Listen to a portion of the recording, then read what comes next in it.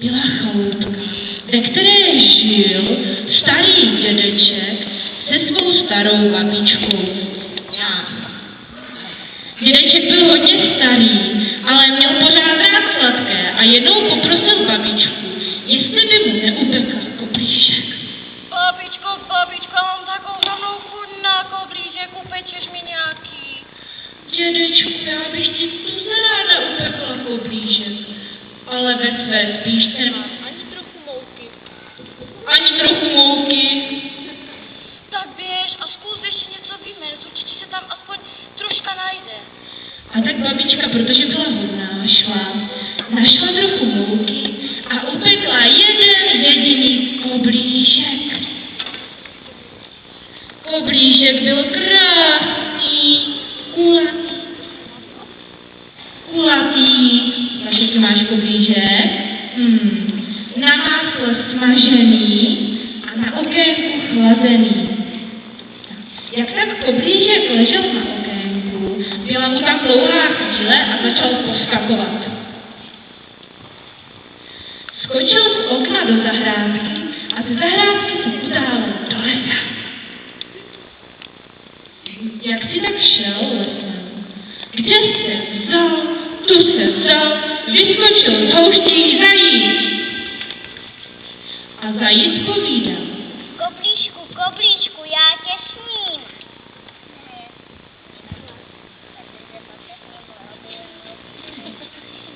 A koblížek to řekl, i když nebyl slyšet, že ho nemá jíst ten zajíček a že mu zaspívá pěknou písničku a spustil.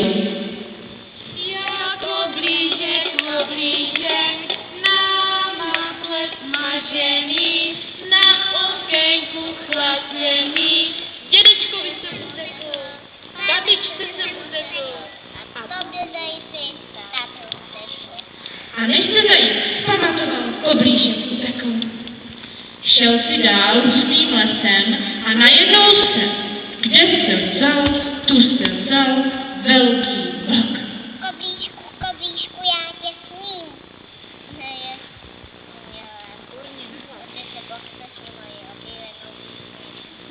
A koblížek spustil svoji oblíbenou písničku. Já koblížek, na másle smažený, na okénku chlazený. Dědečkovi jsem utekl, babičce jsem utekl, zajíčkovi jsem utekl. Tobě letu, táte uteču. A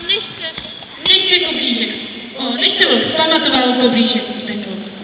Koblížek si jde dál lesem, poskakuje a najednou se před ním objeví Ivetko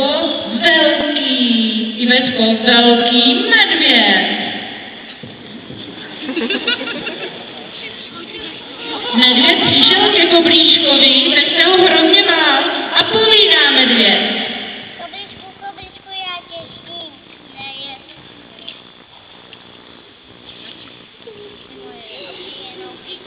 A koblížek spustil písničku. Já koblížek, na másle smažený, na okénku chlazený. Dědečkovi jsem utekl, babičce jsem utekl, zajíčkovi jsem utekl, vlkovi jsem utekl. A tobě medvěde, tak te uteču. Výborně, a než se medvěd pamatoval, koblížek byl pryč. Koblížek jde dál a najednou se před ním objeví liška. Lekne se koblížek. A liška mu říká. Koblíčku, já tě sním, já si poslechni moji oblíbenou písničku. Jenže liška byla mazaná a řekla koblížkovi, že má špatné uši a že nic neslyší. Ať si sedne na čumáček. Tak koblížek si sedl lišce na čumáček a začal zpívat. Já koblížek, jenže než se koblížek pamatoval, liška ho popadla a snědla. A to je, milé děti a rodiče, pohádky.